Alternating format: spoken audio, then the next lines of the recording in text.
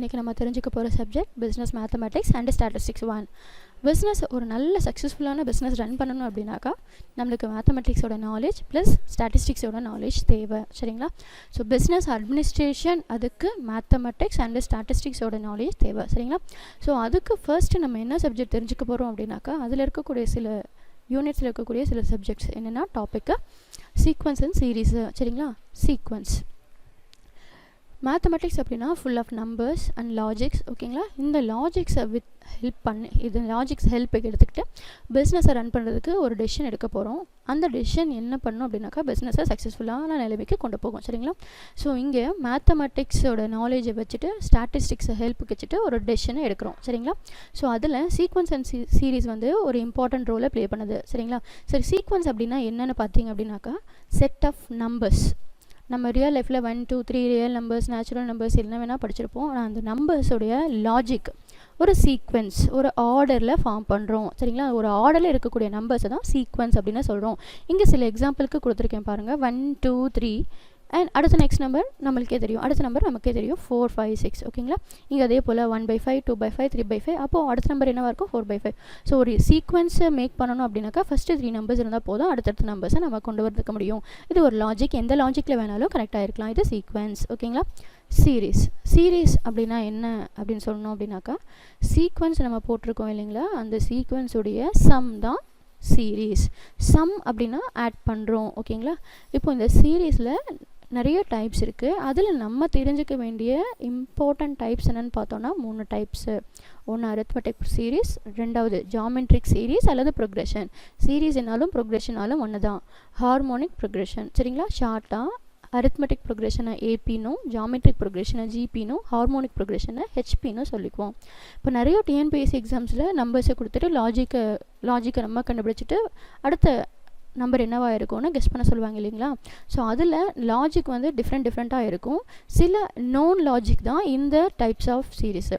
Arithmetic சீரீஸில் என்ன logic இருக்கும் அப்படின்னாக்கா ஆட் பண்ணி, தட் இஸ் 2 நம்பருக்கு நடுவில் இருக்கக்கூடிய டிஃப்ரென்ஸ் வந்து சேமாக இருக்கும். இப்போ 1 2 இருக்குது, டிஃப்ரென்ஸ் பார்த்திங்கன்னா 1 இருக்கும். அப்போ 2 3 டிஃப்ரென்ஸ் பார்த்திங்கன்னா 1, சரிங்களா?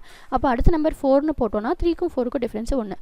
ஸோ அதுபோல் ஆட் பண்ணும்போதோ சப்ட்ராக்ட் பண்ணும்போதோ டிஃப்ரென்ஸ் வந்து ஈக்குவலாக வந்துச்சுன்னா அந்த மாதிரி இருக்கக்கூடிய லாஜிக்கில் இருக்கக்கூடிய நம்பர்ஸு சீக்வன்ஸை அரித்மெட்டிக் சீக்வன்ஸ்னு சொல்லிக்கலாம்.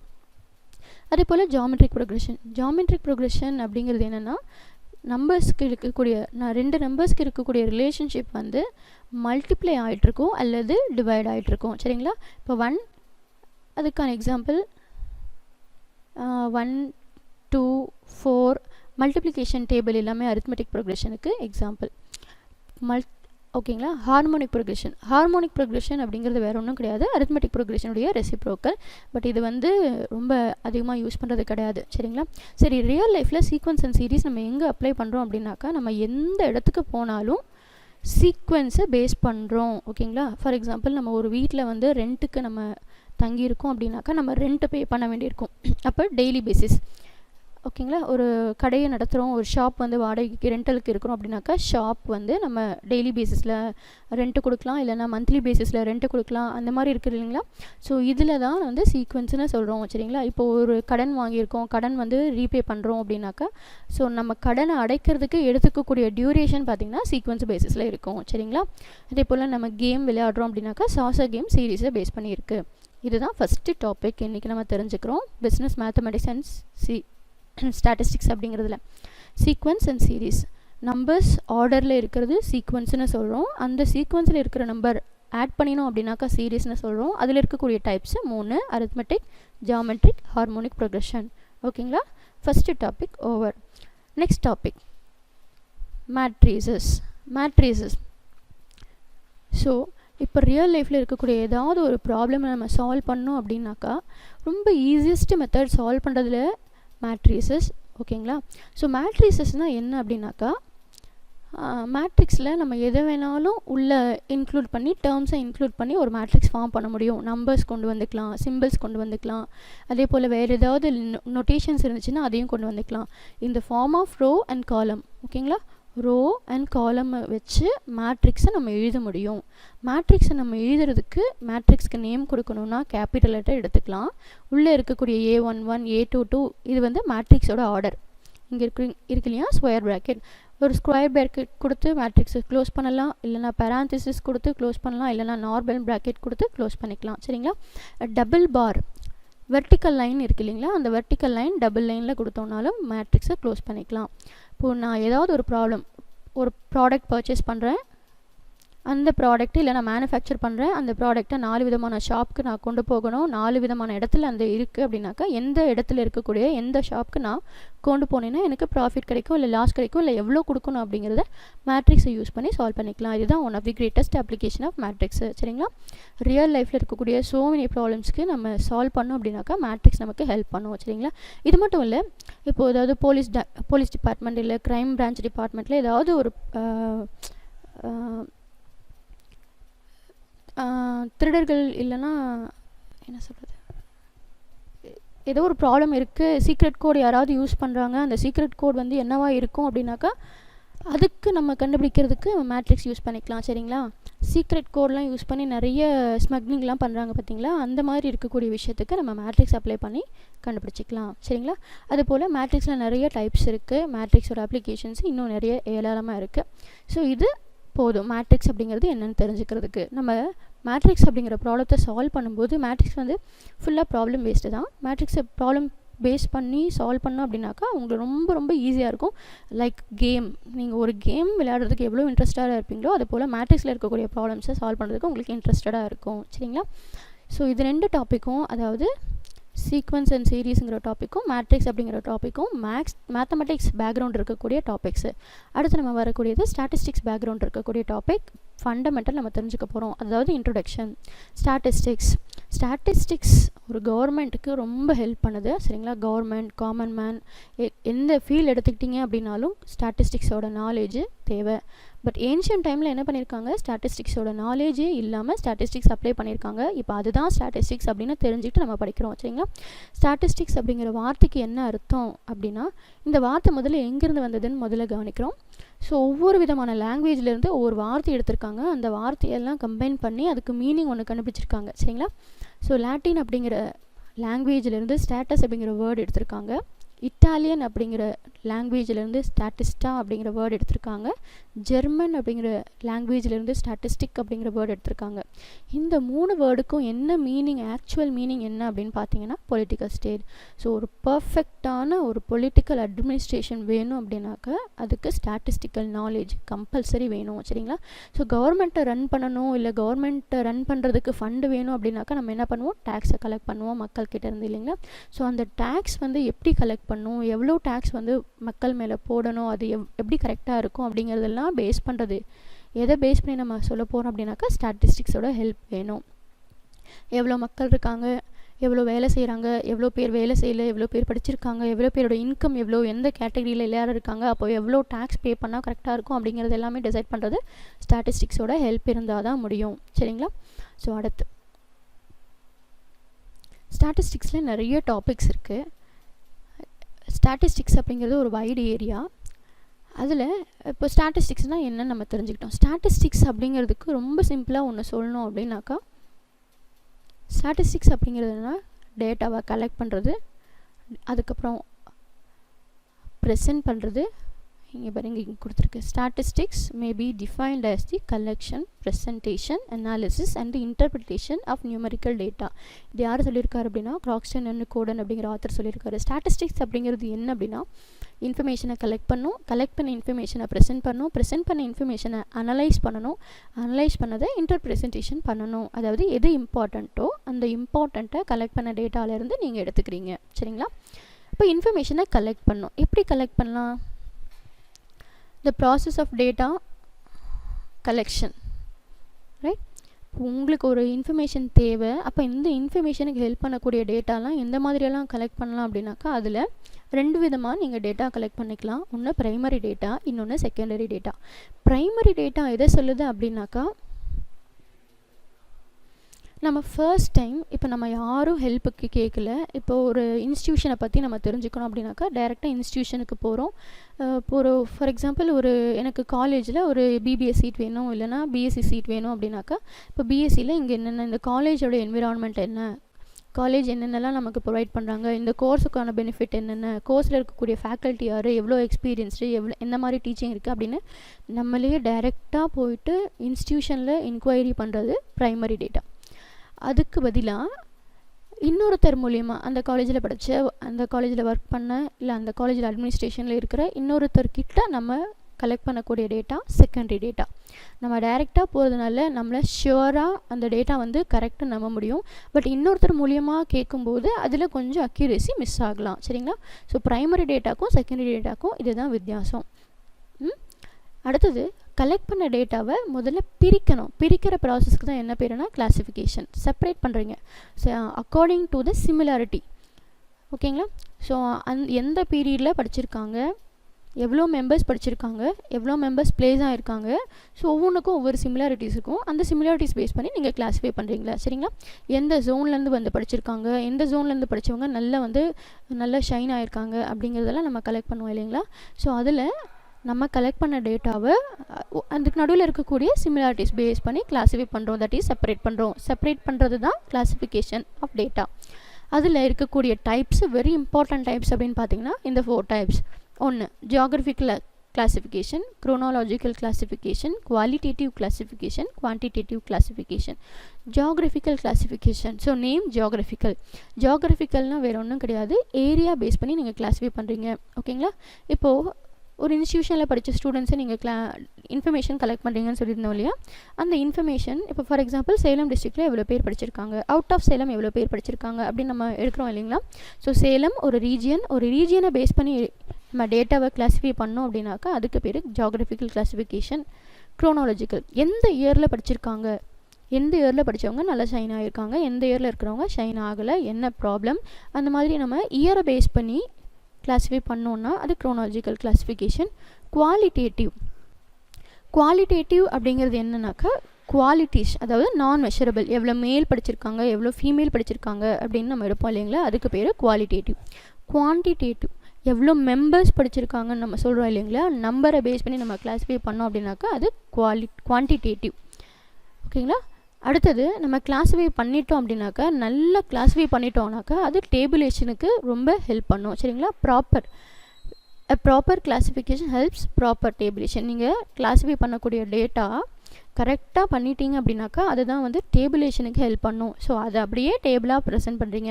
ஏன் டேபிளேஷன் போகிறோம் அப்படின்னாக்கா நம்ம கிளாஸிஃபிகேஷன் நல்லா சென்டென்ஸாக எழுதியிருப்போம். ஸோ பார்த்தோன்னே அவங்களுக்கு புரியாது. டேபிளேஷன் பண்ணிட்டீங்க அப்படின்னாக்கா ஃபுல்லாக இருக்கக்கூடிய சென்டென்ஸ்லாம் படிக்க தேவையில்லை.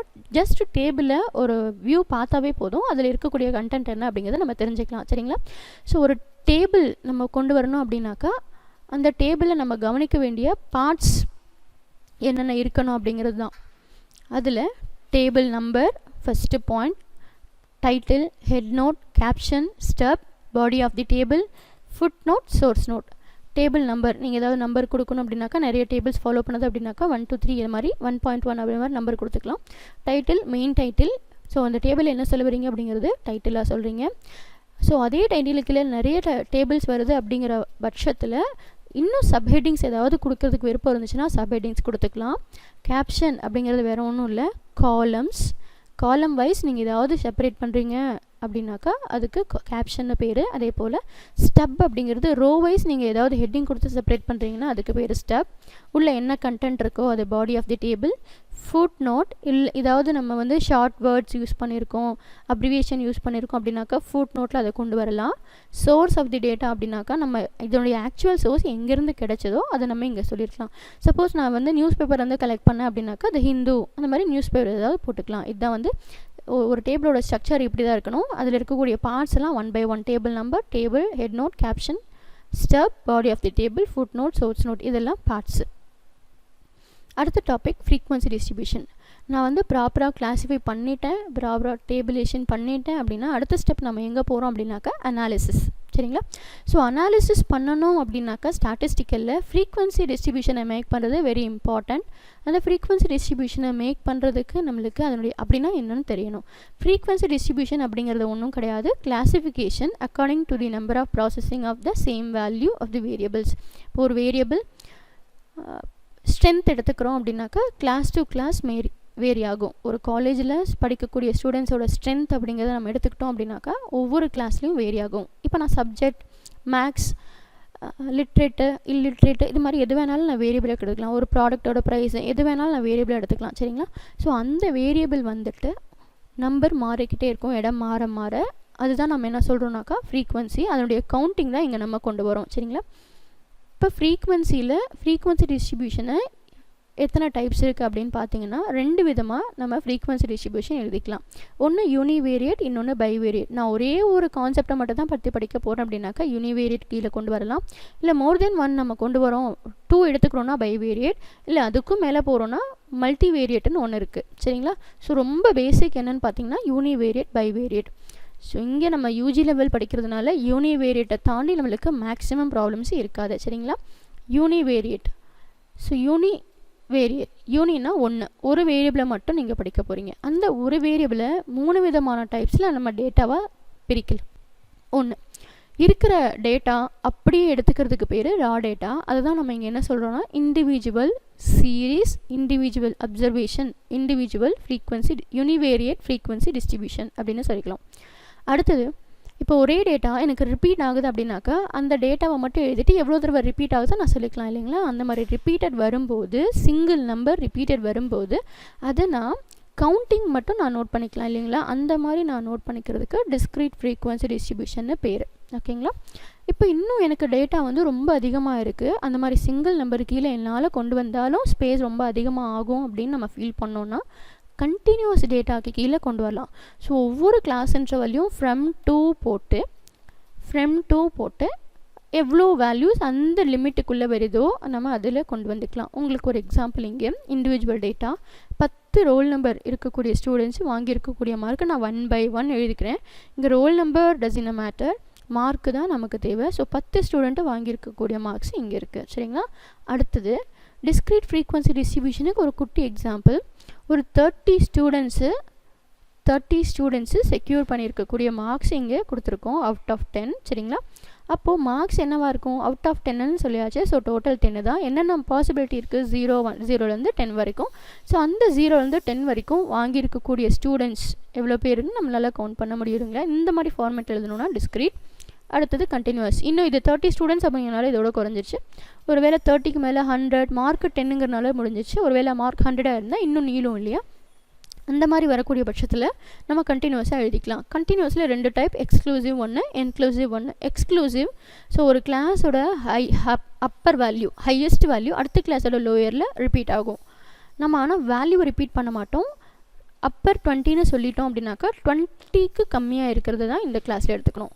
அடுத்தது inclusive 10 to 19, 20 to 29, 30 to 39. So ஒரு கிளாஸில் இருக்கக்கூடிய அப்பர் அடுத்த கிளாஸோட லோவரில் ரிப்பீட் ஆகாது. ஸோ இங்கே அப்பர் லிமிட்டும் அந்த கிளாஸில் இன்க்ளூட் ஆகும், லோவர் லிமிட்டும் அதே கிளாஸில் இன்க்ளூட் ஆகும். இந்த மாதிரி அப்பரும் லோவரும் இன்க்ளூட் ஆகுறதுனால இன்க்ளூசிவ் மெத்தட். எக்ஸ்க்ளூசிவில் ஏதாவது ஒரு லிமிட் தான் நம்ம எடுத்துப்போம், இன்னொரு லிமிட் அடுத்த கிளாஸோட ஆட் ஆகிடும். சரிங்களா? அடுத்தது நான் ஃப்ரீக்வன்சி டிஸ்ட்ரிபியூஷனை மேக் பண்ணிட்டேன். அடுத்தது நம்ம என்ன பண்ணணும் அப்படின்னாக்கா அனாலிசிஸ் பார்ட். பேசிக் தான் இந்த ஃப்ரீக்வன்சி டிஸ்ட்ரிபியூஷன். இதை பேஸ் பண்ணி சில குட்டி அனாலிசிஸ் போட போகிறோம். அப்போ அந்த மாதிரி குட்டி அனாலிசிஸ்க்கு ரொம்ப பேஸ் என்னென்னு பார்த்தீங்கன்னா டயக்ராமேட்டிக் ப்ரெசன்டேஷனும் கிராஃபிக்கல் ப்ரெசன்டேஷனும். ஒன்று ஃப்ரீக்வன்சி டிஸ்ட்ரிபியூஷனை டயக்ராமாக ப்ரெசென்ட் பண்ணி காமிக்கலாம், இல்லைனா கிராஃபாக ப்ரெசென்ட் பண்ணி காமிக்கலாம்.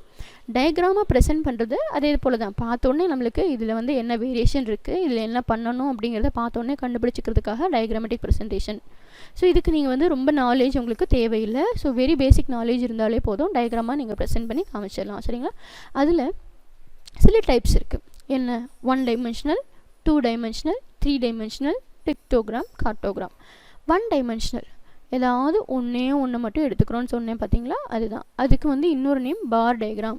ஒன்றா வெர்டிக்கல் இல்லைனா ஹரிசாண்டல், எந்த பேஸில் வேணாலும் நீங்கள் சொல்லிக்கலாம். 2 dimensional 2 விதமான டேட்டா நீங்கள் எடுத்துக்கிறீங்க. ஃபார் எக்ஸாம்பிள் லென்த் எடுத்துக்கிட்டிங்கன்னா பிரெத் எடுத்துக்கிறீங்க, 2யும் எடுத்துக்கிறீங்க. 2யும் எடுத்துக்கும் போது உங்களுக்கு ஒரு ஏரியா ஃபார்மேட் கிடைக்குமா? லென்த் இன்ட்டு பிரெத், ரெக்டாங்கிளுடைய ஏரியா கண்டுபிடிச்சிக்கலாம். அது போல் ஸோ அது நீங்கள் ஞாபகம் வச்சுக்கிட்டா போதும். அப்போ 2 dimensional அப்படிங்கிறது ஏரியா டயக்ராம்ஸ். ஓகேங்களா? 3 dimensional இப்போது லென்த்து, பிரெத்து, ஹைட்டு, எனக்கு 3 இருந்தால் என்ன கண்டுபிடிக்க முடியும்? ஒரு பொருளோட இல்லைன்னா ஒரு ஷேப்போட ஒரு விஷயத்தோட வால்யூம் கண்டுபிடிச்சிக்க முடியும். ஸ்கொயர் இருக்குது, லென்த் எனக்கு தெரியும், ஹைட் எனக்கு தெரியும், பிரெத் எனக்கு தெரியும், வால்யூம் கண்டுபிடிச்சிக்கலாம். ரெக்டாங்கிள், க்யூபு, கோனு. ஸோ இந்த மாதிரி எந்த ஷேப் வேணாலும் நீங்கள் ஞாபகம் வச்சுக்கோங்க. டைப்ஸ் ஆஃப் டயக்ராம் நோட் பண்ணும்போது 1 டைமென்ஷனல்னா பார், 2 டைமென்ஷனல்னா ஏரியா, 3 டைமென்ஷனல்னா வால்யூம் டயக்ராம். அடுத்தது இதுக்கு சம்மந்தமே இல்லாமல் பிக்டோகிராம்னு ஒன்று இருக்குது. பிக்டோகிராம் அப்படிங்கிறது என்னென்னா நான் டைமென்ஷனல் அப்படின்னு சொல்லிக்கலாம். நான் டைமென்ஷனல் எப்படி வேணாலும் போய்க்கலாம். பிக்டோகிராம் ஃபார் எக்ஸாம்பிள் நம்ம ஸ்கூல் படிக்கும்போது இந்த வாய்ப்பாடெல்லாம் யூஸ் பண்ணியிருப்போம். 1 அப்படின்னா ஒரு ஐஸ்கிரீம் போட்டு 1ன்னு போட்டிருக்கோம். 2 அப்படின்னா 2 ஃப்ளவர்ஸ் போட்டு 2ன்னு போட்டிருக்கோம். அப்போ நம்ம பிக்சரைசேஷன் பண்ணி எக்ஸ்பிளைன் பண்ணுறோம் இல்லைங்களா? பிக்டோகிராமோட வேலையும் அதுதான். இப்போ ஃபார் எக்ஸாம்பிள் ஷூ கம்பெனி இருக்குன்னா ஷூ ட்ரா பண்ணி இவ்வளோ வந்து டர்ன் ஓவர் ஆகிருக்கு. ஒரு ரெஃப்ரிஜிரேட்டர்னா ரெஃப்ரிஜிரேட்டர் ட்ரா பண்ணி ரெஃப்ரிஜிரேட்டர் இவ்வளோ டர்ன் ஓவர் ஆகிருக்கு இந்த இயரில் அப்படின்னு சொல்கிறது தான் பிக்டோகிராமோட வேலை. ஸோ பிக்சரைசேஷன் பண்ணி நீங்கள் டயக்ராமேட்டிக்காக ப்ரெசென்ட் பண்ணுறீங்க. அடுத்தது கார்ட்டோகிராம். நம்ம நியூஸ் எல்லாம் கேட்கும்போது இப்போ ரெயின்ஃபால் வந்து பார்க்குறோம், டெம்பரேச்சர் வந்து பார்க்குறோன்னா உடனே எந்த காமிப்பாங்க? மேப் காமிப்பாங்க இல்லையா? ஸோ அந்த மாதிரி மேப்பை காமிச்சு இன்ட்ராக்ட் அது ரொம்ப இன்ட்ரெஸ்டடாக நம்மளுக்கு மேப்பை காமிச்சு வித்தியாசமாக வந்துட்டு நம்மளுக்கு அண்டர்ஸ்டாண்ட் பண்ண வைக்கிற வேண்டிய வேலை தான் கார்ட்டோகிராம்ஸ். சரிங்களா? இது வந்து டயக்ராம்ஸ் இருக்கக்கூடிய டைப்ஸ். அடுத்தது கிராஃபிக்கலாகவும் நான் ப்ரெசென்ட் பண்ணலாம் அப்படின்னாக்கா டயக்ராம்ஸை விட கிராஃபிக்கல் வந்து கொஞ்சம் ஹையஸ்ட் ஸ்டேஜு. அப்போ நீங்கள் கிராஃபிக்கல் வந்து நீங்கள் அண்டர்ஸ்டாண்ட் பண்ணணுன்னாக்கா கிராஃபிக்கல் ஷீட்டை பற்றி உங்களுக்கு தெரிஞ்சிருக்கணும். அப்போ அந்த மாதிரி கிராஃபிக்கல் ஷீட்டில் மட்டும் தான் ப்ரெசென்ட் பண்ண முடியும். இதில் 4 விதமான டயக்ராம்ஸ் இருக்குது, ரொம்ப important. Histogram, frequency polygon, frequency curve, ogive அல்லது இதுக்கு இன்னொரு பேர் கியூமுலேட்டிவ் ஃப்ரீக்வன்சி கர்வ். இதுக்கடுத்து தான் இன்னொரு டைப்பு லாரன்ஸ் கர்வ் அப்படிங்கிறது இருக்குது. ஹிஸ்டோகிராம் 1 டைமென்ஷனல் பார் டயக்ராம் மாதிரியே தான் இருக்கும். ஆனால் இங்கே இருக்கக்கூடிய எல்லா டேட்டாவுக்குமே கண்டினியூஸ் ஃப்ரீக்வன்சி டிஸ்ட்ரிபியூஷன் இருந்தால் மட்டும்தான் நம்மளால் போட முடியும். சரிங்களா? ஸோ இதெல்லாமே வந்து பார்த்திங்கன்னா டிஸ்க்ரீட் இல்லைனா ஃப்ரீக்வன்சி, ஆனால் அது தெரிஞ்சிருக்கணுங்கிற அவசியம் இல்லை. ஆனால் கிராஃபிக்கல் போடும்போது கண்டினியூஸ் ஃப்ரீக்வன்சி டிஸ்ட்ரிபியூஷன் தேவை. சரிங்களா? அடுத்த டாபிக். ஸோ டயக்ராமாக எப்படி ப்ரெசென்ட் பண்ணுறது, டயக்ராமாக ஏன் ப்ரெசென்ட் பண்ணுறோம் அப்படின்னாக்கா diagrams even a layman can understand the diagram. ஓகேங்களா? அடுத்த topic measures of central tendency. சரி, நான் வந்து டேட்டாவை கலெக்ட் பண்ணிட்டேன், கிளாஸிஃபை பண்ணிட்டேன், ப்ரெசென்ட் பண்ணிட்டேன், டயக்ராமாக பார்த்துட்டேன். நம்ம நெக்ஸ்ட்டு பார்க்கக்கூடிய டாபிக் என்னென்னு பார்த்தோன்னா மெஷர்ஸ் ஆஃப் சென்ட்ரல் டெண்டன்சி. அனாலிசிஸோட அடுத்த ஸ்டெப். ஓகேங்களா? அதுதான் பேசிக் ஸ்டெப். நம்ம டேட்டாவை கலெக்ட் பண்ணிட்டோம், கிளாஸிஃபை பண்ணிட்டோம், டேபிளேட் பண்ணிட்டோம், அப்புறம் கிராஃபாக ரெப்ரசென்ட் பண்ணிட்டோம். கிராஃப் அப்படிங்கிறது ஒரு பேசிக் லெவல் தான், பார்த்தோன்னே அண்டர்ஸ்டாண்ட் பண்ணிக்கலாம். அதில் எதுவும் ஃபர்தர் ஸ்டெப் கொண்டு போக முடியாது. அதுக்கு ஹெல்ப் பண்ணுறதா என்னென்னு பார்த்தீங்கன்னாக்கா மெஷர்ஸ் ஆஃப் சென்ட்ரல் டெண்டன்சி. இப்போ டேட்டா ஃபார் எக்ஸாம்பிள் நான் 100 டேட்டாவை கலெக்ட் பண்ணியிருக்கேன் அப்படின்னாக்கா 100மே வந்து ஒரே மாதிரி இருக்காது, 100மே கொஞ்சம் டிஃபர் ஆகிட்டே இருக்கும். அப்போ இந்த 100 டேட்டாவும் எதை பேஸ் பண்ணியிருக்கு? இப்போ இந்த 100 டேட்டாவும் நான் எப்படி எக்ஸ்ப்ரெஸ் பண்ணிக்கலாம்னா 100 டேட்டாவும் என்னால் மைண்டில் ஃபிக்ஸ் பண்ணிக்க முடியாது. அப்போ 100 டேட்டாவையும் நான் சொல்லணும் அப்படின்னாக்கா அதுக்கு ஒரு சிம்பிள் ஃபிகர் தேவை, சிம்பிள் வேல்யூ தேவை. அந்த சிங்கிள் வேல்யூவை சொல்கிறது தான் இந்த மெஷர்ஸ் ஆஃப் சென்ட்ரல் டெண்டன்சி. இந்த மெஷர்ஸ் ஆஃப் சென்ட்ரல் டெண்டன்சிங்கிறது ஒன்றும் கிடையாது, சென்ட்ரல் டெண்டன்சியை மெஷர் பண்ணும், அவ்வளோதான். சரிங்களா? இந்த டேட்டா ஃபார் எக்ஸாம்பிள் ஒரு 5 டேட்டா இருக்குதுன்னு வச்சுக்கோங்களேன். 2, 3, 4, 5, 6 அப்படின்னா உங்களுக்கு 4 வந்து மிடில் இருக்குது அப்படின்னாக்கா 4 உங்களுக்கு சென்ட்ரல் டெண்டன்சியாக கொடுக்கும். அந்த 4லேருந்து மீதி எல்லாமே கொஞ்சம் டிஸ்டன்ஸில் தான் இருக்கும். ஓகேங்களா? இப்போ நம்ம எல்லாமே ஸ்கூல் லெவல்லேருந்து படிச்சிருக்கோம் ஆவரேஜ் அப்படிங்கிற வார்த்தை. இந்த மெஷர்ஸ் ஆஃப் சென்ட்ரல் டெண்டன்சிக்கு இன்னொரு பேர் த ஆவரேஜஸ். ஆவரேஜ்னு என்ன பண்ணுவோம்? ஒரு 4 நம்பர் இருக்குன்னா 4ஐயும் ஆட் பண்ணிவிட்டு 4ஆல் டிவைட் பண்ணுவோம். அதுதான் நமக்கு எல்லாத்துக்கும் தெரிஞ்ச ஆவரேஜ். இங்கே ஆவரேஜ் அப்படிங்கிறது 5 விதமான ஆவரேஜஸ் இருக்குது. சரிங்களா? 1 அரித்மெட்டிக் மீன், இது நம்ம படிக்கிற காமன் ஆவரேஜ். 5ஐயும் ஆட் பண்ணி 5ஆல் டிவைட் பண்ணுவோம் இல்லையா? 5 நம்பர் இருந்தால் அதுதான். மீடியன் எக்ஸாக்ட் மிடில் இருக்கிறது தான் ஆவரேஜ்னு சொல்லுவோம். மோடு ரொம்ப தடவை ரிப்பீட் ஆகிட்டே இருக்கக்கூடியது தான் மோடுன்னு சொல்லுவோம். ஜியாமெட்ரிக் மீனும் ஹார்மோனிக் மீனும் கொஞ்சம் டிஃபர். இது எங்கே யூஸ் பண்ணிக்கலாம் அப்படின்னு பார்த்தீங்கன்னாக்கா லார்ஜர் நம்பர் ஆஃப் ஏரியா இருந்துச்சு அப்படின்னாக்கா நம்ம யூஸ் பண்ணிக்கலாம். ஸோ அந்த லார்ஜர் நம்பரை வச்சு நான் ஆவரேஜ் கண்டுபிடிக்கிறேன். ஃபார் எக்ஸாம்பிள் நிறையா டேட்டா என்கிட்ட இருக்குது, ஆனால் எல்லா டேட்டாவுமே லேக்ஸ் அண்ட் க்ரோர்ஸில் இருக்குது அப்படின்னா ஸோ லேக்ஸ் அண்ட் க்ரோர்ஸை வச்சு நான் கால்குலேஷன் பண்ணும்போது எனக்கு இன்னும் கொஞ்சம் டிஃபிகல்ட்டாக நான் ஃபீல் பண்ணுவேன் இல்லையா? அந்த மாதிரி வரும்போது ஜியாமெட்ரிக் மீனும் ஹார்மோனிக் மீனும் உங்களுக்கு சிம்பிளிஃபை பண்ணி கொடுக்கும். டேட்டாவை சிம்பிளஸ்ட் ஃபார்மில் கன்வெர்ட் பண்ணிவிட்டு ஆன்சர் கண்டுபிடிச்சிட்டு அந்த ஆன்சரை திரும்பவும் ஆக்சுவல் டேட்டாக்கு நீங்கள் கன்வெர்ட் பண்ணிக்கிறீங்க. இதுதான் ஜியாமெட்ரிக் மீனும் ஹார்மோனிக் மீனும் பண்ணும். சரிங்களா? இதுதான் டைப்ஸ் ஆஃப் ஆவரேஜஸ். நமக்கு தெரிஞ்ச ஆவரேஜ் ஒன்று தான் ஆவரேஜ்னு சொல்லுவோம் அது. ஆனால் இங்கே அரித்மெட்டிக் மீன். இப்போ புதுசாக 4 ஆவரேஜ் கற்றுக்குறோம். மீடியன், மோடு, ஜியாமெட்ரிக் மீன், ஹார்மோனிக் மீன். மீடியன் எத்தனை நம்பர்ஸ் இருக்கோ எல்லாத்தையும் மல்டிப்ளை பண்ணி அத்தனை ரூட் எடுக்கிறோம். ஹார்மோனிக் மீன் எத்தனை நம்பர்ஸ் இருக்கோ அது எல்லாமே ரெசிப்ரோக்கல் கண்டுபிடிச்சிட்டு அந்த ரெசிப்ரோக்கல் டோட்டலோட டிவைட் பண்ணிக்கிறோம். அப்படி பண்ணால் கிடைக்கிறது ஹார்மோனிக் மீன். சரிங்களா, இது எல்லாமே பார்த்தீங்கன்னா சென்ட்ரலாக தான் இருக்கும். அடுத்தது நான் சென்ட்ரல் வேல்யூ கண்டுபிடிச்சிட்டேன், ஆனால் ஒரிஜினல் வேல்யூ எல்லாமே கொஞ்சம் டிஃபர் ஆகும் இல்லையா. ஸோ எந்த அளவுக்கு டிஃப்ரென்ஸ் இருக்கோ, டிஃப்ரென்ஸ் கம்மியாக இருந்தால் அது வந்து வர்த்து, டிஃப்ரென்ஸ் ரொம்ப அதிகமாக இருந்தால் அது கொஞ்சம் வேஸ்ட் இல்லைங்களா. ஸோ அந்த டிஃப்ரென்ஸை நான் ஸ்டடி பண்ணணும் அப்படிங்கும்போது types of averages measures of central டெண்டன்சியை விட மெஷர்ஸ் ஆஃப் டிஸ்பர்ஷன் எனக்கு ஓகே. இப்போ மெஷர்ஸ் ஆஃப் டிஸ்பர்ஷன் நான் படிக்கணும் அப்படின்னாக்கா மெஷர்ஸ் ஆஃப் சென்ட்ரல் டெண்டன்சி எனக்கு தெரிஞ்சிருக்கணும், ஏன்னா இதுதான் basic. Right, measures of dispersion அப்படிங்கிறது வேரியேஷனை மெஷர் பண்ணக்கூடிய ஒன்று. வேரியேஷன் எதுலேருந்து எதுக்கு? ஆவரேஜ்லேருந்து, தட் இஸ் சென்ட்ரல் டெண்டன்சிலேருந்து ஆக்சுவல் ஃபிகருக்கான வேரியேஷன். ரைட், இதை நம்ம ஏன் படிக்கிறோம் அப்படின்னாக்கா ரிலேபிலிட்டியை டெஸ்ட் பண்ணுறோம், ஒரு ஆவரேஜுடைய உண்மைத்தன்மையை டெஸ்ட் பண்ணுறோம். அந்த வேரியேஷனை கண்ட்ரோல் பண்ணுறதுக்கு நம்ம படிக்கிறோம். 2 சீரீஸ் இருந்துச்சு அப்படின்னாக்கா 2 சீரீஸோடைய வேரியேஷன் எவ்வளோ வருது, எது ரொம்ப எஃபெக்டிவ் எது லீஸ்ட் எஃபெக்டிவ்னு கண்டுபிடிக்கிறதுக்கு நம்ம படிக்கிறோம். அதை வச்சு நம்ம ஏதாவது ஃபர்தராக சொல்லணும், டெசிஷன் சொல்லணும் அப்படின்னாக்கா இதுக்கு நமக்கு தேவைப்படுறது மெஷர்ஸ் ஆஃப் டிஸ்பர்ஷன். இதில் 2 மெஷர்ஸ் இருக்குது, absolute measure, relative measure. Absolute measure original measure actual ஸ்கேலில் அப்படி எடுத்துக்கிறோம். ஃபார் எக்ஸாம்பிள் லிட்டர்ஸ் வந்து ஆயில் வந்து லிட்டர்ஸில் மெஷர் பண்ணுவோம், ரைஸோட வெயிட் வந்து கிலோகிராமில் மெஷர் பண்ணுவோம். ஸோ கிலோகிராமும் லிட்டரும் வேறு விதமான மெஷர்மெண்ட்ஸு அப்படியே நம்ம எடுத்துக்கிறது அப்சல்யூட் மெஷர். இதை வந்து நான் வந்து ரிலேட்டிவ் மெஷராக கன்வெர்ட் பண்ணிட்டேனாக்கா I can compare it. So 10 kilogram 10 litres, கிலோகிராமையும் லிட்டரையும் கம்பேர் பண்ணும்போது கிலோகிராம் ஹையஸ்ட்டாக இருக்கலாம். மெஷர்மெண்ட்டை கம்பேர் பண்ணும்போது எனக்கு, அதாவது நம்பர்ஸை கம்பேர் பண்ணும்போது 2 ஈக்குவல் ஆயிடுது இல்லைங்களா. ஸோ நம்பர்ஸை மட்டும் எடுத்துகிட்டு கம்பேரிசன் எடுத்துக்கிட்டோம்னாக்கா அது அப்சல்யூட் மெஷர். அப்போ உங்களுக்கு ஃபால்ட் இன்ஃபர்மேஷன் கிடைக்கிறதுக்கு சான்ஸ் இருக்குது. அப்போ நம்ம என்ன பண்ணணும், ஸ்கேலையும் அதோடைய மெஷர்மெண்ட்டையும் சேர்த்து பார்க்கணும். நம்ம இதை ரிலேட்டிவ் மெஷருக்கு கன்வெர்ட் பண்ணும். இந்த இடத்துல மெஷர் ஆஃப் டிஸ்பர்ஷனில் ரிலேட்டிவ் மெஷர் அப்படிங்கிறது எதெல்லாம் சொல்கிறோம் அப்படின்னாக்கா கோஎஃபிஷியன்ட்டுங்கிற வார்த்தையை போட்டு அதை டினோட் பண்ணிக்கிறோம். சரிங்களா, ஃபார் எக்ஸாம்பிள் ஒரு 10th ஸ்டூடெண்ட் 500 மார்க்ஸ்க்கு சப்ஜெக்ட் எக்ஸாம் எழுதியிருக்காங்க அப்படின்னா, ஒரு 12th ஸ்டூடெண்ட்ஸ் 1200 மார்க்குக்கு எக்ஸாம் எழுதியிருக்காங்க அப்படின்னாக்கா மார்க்கை மட்டும் கம்பேர் பண்ணோன்னாக்கா அது அப்சல்யூட். ஒரிஜினல் அவுட் ஆஃப் 500க்கு இவ்வளோ, 1200க்கு இவ்வளோன்னு நம்ம எடுத்துக்கிறோம் பார்த்தீங்களா, அதை பர்சன்டேஜில் கன்வெர்ட் பண்ணிவிட்டு நம்ம கம்பேர் பண்ணுறோம் பார்த்தீங்களா, அது ரிலேட்டிவ் மெஷர். இதுதான் ரெண்டுக்குமான வித்தியாசம். சரி, வேரியேஷனை ஸ்டடி பண்ணுறதுக்கு என்னென்ன மெத்தட்ஸ் இருக்குது அப்படின்னு பார்த்தீங்கன்னா 5 விதமான methods. Range, inter quartile range, mean deviation, standard deviation, Lorenz curve. என்கிட்ட லார்ஜ் நம்பர் ஆஃப் டேட்டா இருக்குன்னா லார்ஜ் நம்பர் ஆஃப் டேட்டா எப்படி வேரி ஆகும்னு கண்டுபிடிக்கிறதுக்கு எனக்கு அதோடைய லீஸ்ட் வேல்யூவும் அதோட ஹையஸ்ட் வேல்யூவும் எனக்கு இருந்தால் போதும். அப்போ லீஸ்ட் வேல்யூ 10, ஹையஸ்ட் வேல்யூ 100ன்னா அதுக்கான ரேஞ்ச் எவ்வளவா இருக்குன்னா 90. இப்போ இன்டர் குவார்டைல் ரேஞ்ச் அதனுடைய பாதி தான் குவார்டைல் டீவியேஷன். அந்த குவார்டைல் டீவியேஷன் தான் இதனுடைய டிஸ்பர்ஷனை மெஷர் பண்ணுறதுக்கான ஒரு மெத்தட். சரிங்களா, ஸோ இன்டர் குவார்டைல் ரேஞ்சும் அப்சல்யூட் மெஷருக்கு கீழே தான் வருது. அடுத்தது மீன் டீவியேஷன், ஆவரேஜை பொறுத்து எப்படி டீவியேட் ஆகுதுன்னு கண்டுபிடிக்கிறோம். ஸ்டாண்டர்ட் டீவியேஷன், ஸோ வேரியேஷன் எவ்வளோ இருக்கும், நார்மலாக எவ்வளோ வேரியேஷன் இருக்கும் அப்படிங்கிறத கண்டுபிடிச்சிக்கிறோம். லாரன்ஸ் கர்வ், டயக்ராமேட்டிக், நம்ம அங்கே கிராஃபிக்கல் மெத்தடில் பார்த்தோம் இல்லைங்களா லாரன்ஸ் கர்வ். ஸோ டயக்ராமை பேஸ் பண்ணி வேரியேஷனை கண்டுபிடிக்கிறது. ஸோ இதுவும் கிராஃப் ஷீட்டில் தான் நீங்கள் ப்ளாட் பண்ணி ஆகணும். அடுத்தது டிஸ்பர்ஷனை மெஷர் பண்ணுறதுக்கு இந்த 5 விதமான டைப்ஸ் நம்ம பார்த்துட்டோம். ரேஞ்சு, இது ரொம்ப வைட் ஏரியா, குவாலிட்டி கண்ட்ரோலில் யூஸ் பண்ணக்கூடியது. செமி இன்டர் குவார்டைல் ரேஞ்சுங்கிற நேம் வச்சதுனால இதனால் கன்ஃபியூஸ் ஆகக்கூடாது அப்படிங்கிறதுக்காக செமி இன்டர் குவார்டைல் ரேஞ்சும் குவார்டைல் டீவியேஷனும் ஒன்று தான். சரிங்களா, ஸோ ஃபஸ்ட்டும் லாஸ்ட் இருக்கக்கூடிய குவார்ட்டர்ஸை ஒமிட் பண்ணிவிட்டு மீதி இருக்கக்கூடியதை நம்ம வச்சு ஸ்டடி பண்ணுறோம். ஆவரேஜை வச்சு டிவியேட் பண்ணிவிட்டு ஸ்டடி பண்ணுறதுக்கு தான் மீன் டிவியேஷனு பேர். ஸ்டாண்டர்ட் டிவியேஷன் ஒட்டு மொத்தமாக ஆவரேஜிலிருந்து, ஸோ அதனுடைய சயின்ஸ் எதுவும் இக்னோர் பண்ணாமல், தட் இஸ் ப்ளஸ் ஆர் மைனஸில் ஆன்சர் வரும், அது எதையுமே நம்ம இக்னோர் பண்ணாமல் ஆக்சுவல் டேட்டா வச்சு கேல்குலேட் பண்ணுறோம். ஸோ டிஸ்பர்ஷனில் இருக்கக்கூடிய பெஸ்ட் மெஷர் என்னென்னு பார்த்தீங்கன்னா ஸ்டாண்டர்ட் டிவியேஷன்.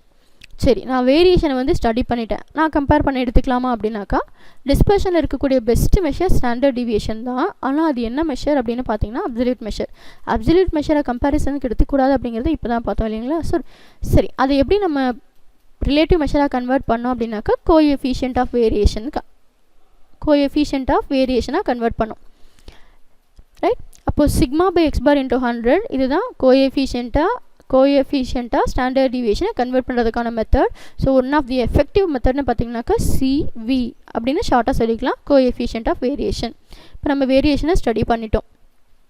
ஓகே, இப்போ இந்த வேரியேஷனை வச்சு பெஸ்ட்டு சொல்யூஷனை நம்ம எடுத்துக்கலாம். எது ரொம்ப வேரி ஆகுதோ அதை ஒமிட் பண்ணிவிட்டு எது ரொம்ப லெஸ் வேரியேஷன் இருக்கோ அதை நம்ம அக்செப்ட் பண்ணிக்கலாம். சரிங்களா? அடுத்த டாபிக் என்னென்னு பார்த்தோம் அப்படின்னாக்கா ஸ்கியூனஸ். இப்போ நான் டேட்டாவை கலெக்ட் பண்ணி கிளாஸிஃபை பண்ணி ஃப்ரீக்வன்சி டிஸ்ட்ரிபியூஷனாக மேக் பண்ணுறேன் பார்த்தீங்களா, அந்த ஃப்ரீக்வன்சி டிஸ்ட்ரிபியூஷன் தான் இம்பார்ட்டண்ட் எனக்கு. அந்த ஃப்ரீக்வன்சி டிஸ்ட்ரிபியூஷன் தான் ஃபர்தராக இருக்கக்கூடிய ஒவ்வொரு அனாலிசிஸ்க்கும் நம்மளுக்கு தேவைப்படக்கூடிய வெரி பேசிக் டேட்டா. இப்போ அந்த டேட்டா வச்சுட்டே நான் வந்துட்டு என்ன சொல்லிக்கலாம்னா சில விதமான ரிசல்ட்டை சொல்லிக்கலாம். அதில் ஒன் ஆஃப் தி ரிசல்ட் என்னென்னு பார்த்தீங்கன்னாக்கா ஸ்கியூனஸ். ஸ்கியூனஸ் அப்படின்னா என்ன அப்படின்னாக்கா டேட்டாவுடைய நேச்சரை நம்ம ஸ்டடி பண்ணுறோம். டேட்டா ஒரு டயக்ராமில் பிளாட் பண்ணிங்க அப்படின்னு பார்த்தீங்கன்னா அது எப்படி வேணாலும் போகலாம், லைனாக கொடுக்கலாம், இல்லை கர்வாக கொடுக்கலாம், இல்லைன்னா பெல் ஷேப்டு கர்வாக வரலாம், எப்படி வேணாலும் வரலாம் இல்லைங்களா. அந்த மாதிரி இருக்கக்கூடிய டேட்டாவை வச்சுட்டு நான் சொல்லக்கூடிய அனாலிசிஸ் கொஞ்சம் ஃபர்தர் ஃபைனல் அனாலிசிஸ் ஃபைனல் சஜஷனுக்கு எனக்கு ஹெல்ப் பண்ணு பார்த்தீங்களா. அப்போ மெஷர்ஸ் ஆஃப் ஸ்கியூனஸ். ஸ்கியூ அதாவது மிடிலிருந்து விலகி இருக்கா இல்லையா, அதனுடைய ஒரிஜினாலிட்டி நார்மல்லேருந்து விலகி இருக்கா இல்லையா. நார்மல் அப்படின்னா என்ன அர்த்தம்னா, ஸோ பேசிக்காக நான் ஸ்டார்ட் பண்ணும்போது எனக்கு இப்போ ஒரு பிஸ்னஸ் நான் ஸ்டார்ட் பண்ணுறேன்னா பேசிக்காக ஸ்டார்ட் பண்ணும்போது ப்ராஃபிட் கிடையாது. ஸோ ஒரு டைம் போகும்போது எனக்கு ப்ராஃபிட் ரொம்ப பீக்கில் போகலாம். ஸோ இன்னும் அதே போல் நான் கண்டினியூ பண்ணிட்டு இருக்கும்போது ஸோ பீக்கில் இருந்த ப்ராஃபிட் எனக்கு குறைஞ்சிக்கிட்டே வந்து திரும்ப நார்மலுக்கு வந்துடலாம். ஸோ நான் எவ்வளோ இன்வெஸ்ட் பண்ணினோ அதே அளவுக்கு எனக்கு டர்ன் ஓவர் கிடைக்கும். அந்த மாதிரி இருக்கக்கூடியது தான் ஒரு நார்மல் சைக்கிள்னு சொல்லுவோம். ஒரு நார்மல் சைக்கிள், ஹாஃப் சைக்கிள். இது ஒரு பிஸ்னஸ் சைக்கிள் நீங்கள் உங்களுக்கு தெரிஞ்சிருப்பீங்க. ஃபஸ்ட்டு ரன் பண்ணும்போது எதுவும் கிடைக்காது, கொஞ்சம் கொஞ்சமாக ப்ராஃபிட் வரும். ஸோ ப்ராஃபிட் ரொம்ப மேக்ஸிமம் போகும், திரும்ப நார்மலுக்கு வரும், ரொம்ப டிக்ளைன் ஆகிட்டு டிப்ரெஷன் ஆகிட்டு திரும்ப ரெக்கவர் பண்ணும். அந்த மாதிரி இருக்கிறது தான் ஒரு பிஸ்னஸ் சைக்கிள். ஸோ எனக்கு ஸ்கியூனஸ் ஆவரேஜ்னு சொன்ன பார்த்தீங்களா, அந்த சென்ட்ரல் டெண்டன்சியில் இருந்து எவ்வளோ ஸ்கியூ ஆகிருக்கு, எவ்வளோ விலகி இருக்குது அப்படின்னு சொல்கிறது தான் இந்த மெஷர்ஸ் ஆஃப் ஸ்கியூனஸ். இப்போது டேட்டாவை ஸ்டாட்டிஸ்டிக்ஸ் பொதுவாக நம்ம ஸ்டாட்டிஸ்டிக்ஸில் பார்த்தோம் அப்படின்னாக்கா ரொம்ப ரொம்ப இம்பார்ட்டண்ட் டேட்டாவை கலெக்ட் பண்ணுறது தான். அந்த கலெக்ஷன் ஆஃப் டேட்டா தான் ரொம்ப இம்பார்ட்டண்ட் ரோல். அந்த டேட்டாவை கலெக்ட் பண்ணதுலேருந்து கிளாஸிஃபை பண்ணுறதுலேருந்து ப்ரெசென்ட் பண்ணுறதுலேருந்து அனலைஸ் பண்ணுறதுலேருந்து நீங்கள் கொடுக்குற சஜஷன் வரைக்கும் அந்த சஜஷனை பேஸ் பண்ணி எடுக்கக்கூடிய டிசிஷன்ஸ் தான் உங்களை ஃபைனல் ஸ்டேஜுக்கு கொண்டு போகும். சரிங்களா? இப்போ நம்ம படிக்கக்கூடிய சப்ஜெக்ட் பார்த்திங்கன்னா business mathematics and statistics. So இது ஃபுல்லாக பார்த்திங்க அப்படின்னாக்கா தியரி பேப்பர் கிடையாது, ஆனால் அதில் இருக்கக்கூடிய கான்செப்ட் என்ன அப்படிங்கிறத நம்ம இங்கே பார்த்தோம். அந்த கான்செப்ட் எல்லாமே நம்ம என்ன பண்ணுறோம் அப்படிங்கிறது தெரிஞ்சுக்கிறதுக்காக தான். பட் எப்படி பண்ணணும் அப்படிங்கிறது நம்ம இந்த சப்ஜெக்டை படிக்கும்போது தான் தெரியும். எப்படி பண்ணோம், சில ஃபார்முலாஸ் இருக்கும், சில டெக்னிக்ஸ் இருக்கும், சில ஷார்ட்கட்ஸ் இருக்கும், அது எல்லாமே அப்ளை பண்ணுவோம், அது எல்லாமே தெரிஞ்சுப்போம். ஒரு சக்ஸஸ்ஃபுல்லான பிஸ்னஸ் மேனுக்கு வரணும் அப்படின்னாக்கா இந்த குவாலிட்டிஸ் எல்லாம், இந்த டாபிக்ஸ் எல்லாம், இந்த சப்ஜெக்ட் எல்லாம் தெரிஞ்சிருக்கணும். சரிங்களா? ஸோ இவ்வளோ நேரம் பேஷனாக ரொம்ப ப்ளசண்ட்டாக லிசன் பண்ணதுக்கு தேங்க்ஸ். Thank you.